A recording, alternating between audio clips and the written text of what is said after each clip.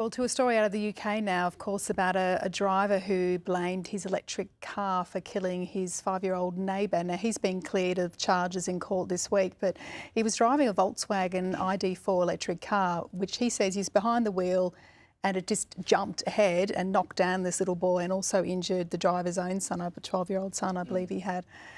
So the police experts found that there was no mechanical fault with the vehicle, and their argument was that he'd hit the accelerator rather than the brake, but he said the car jumped of its own accord. And look, a jury ultimately cleared him of any sort of wrongdoing and causing death of this little boy.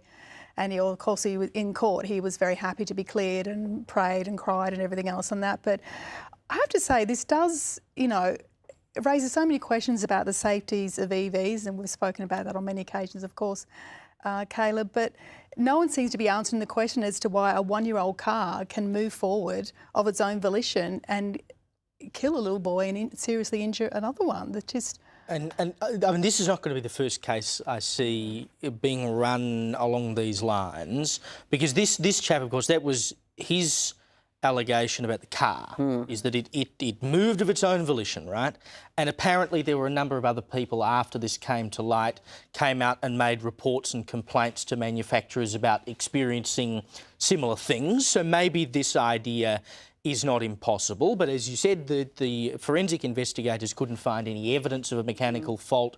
He was saying that the chap was saying that he felt like maybe a sensor had been triggered or something by the kid, and that was what caused the car to move. So the coppers went through all of those motions and they couldn't get the car to recreate that. So as far as they're concerned, it was driver error. So it begs the question, with driverless cars and becoming more common, they're quite common in the United States now. I mean, you can get in these things and it's like Uber, right? Waymos. Yeah, and this will just become more common.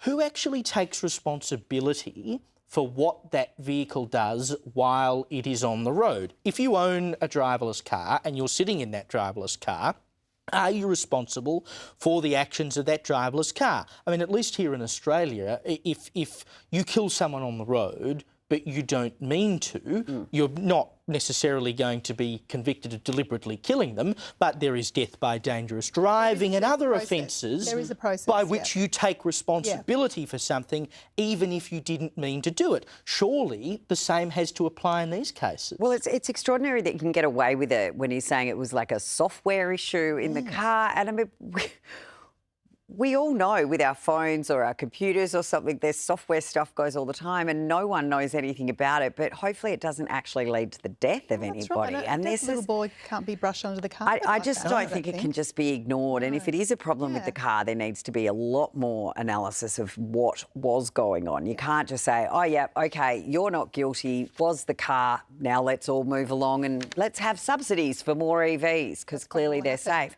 But, the argument about a sensor too, with cars with sensors now, they're more likely to stop suddenly than they are to jump forward.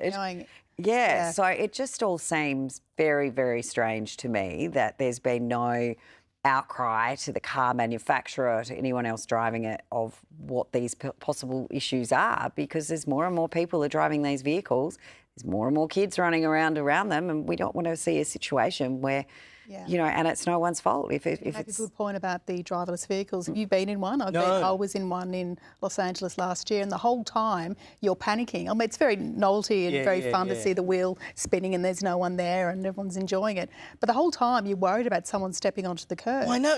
Because you can't apply the brake. I just sort of be like, you are holding on the line. That's right. But you're praying that nobody is actually going to step onto the road because you can't actually control the vehicle. I know. So the novelty wears off. Sensors and stuff around it that if you're told this when you book it, that'll be fine. But really, I went a short distance around Hollywood and I thought I wouldn't want to go for a long distance on that. So if you got pulled over for a random breath test, who do they breath test? I don't know. Fortunately, that didn't happen. We had a few cocktails.